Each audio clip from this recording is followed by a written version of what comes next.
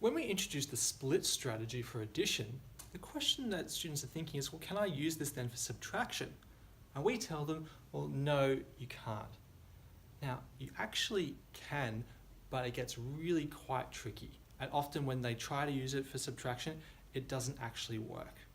Let's take an example. 64 minus 21. If we follow on from doing what was in the addition, you might think, okay, I just go 60 minus 4 minus 20 minus 1.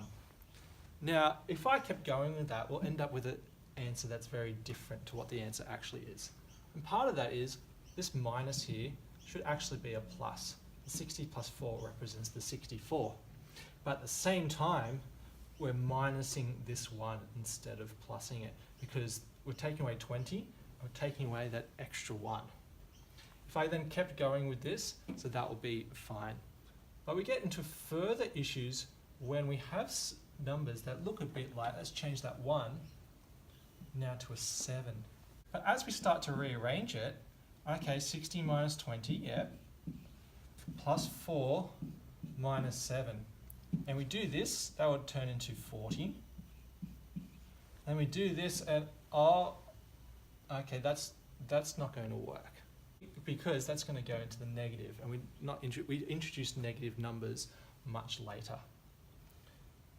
One way we could get around this is actually, let's change that around and turn that into, now I'm going to change the 60 to a 50, minus 20.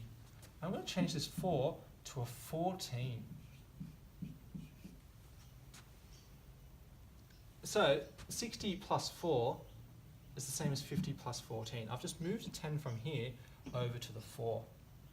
So now, as I just work this out, 50 minus the 20 is the 30, plus 14 minus 7, and so that's going to be 7, plus 7 here. And that will equal 37. And that's actually going to be, that's the answer here. What I've actually done here is very similar to what we do in the subtraction algorithm.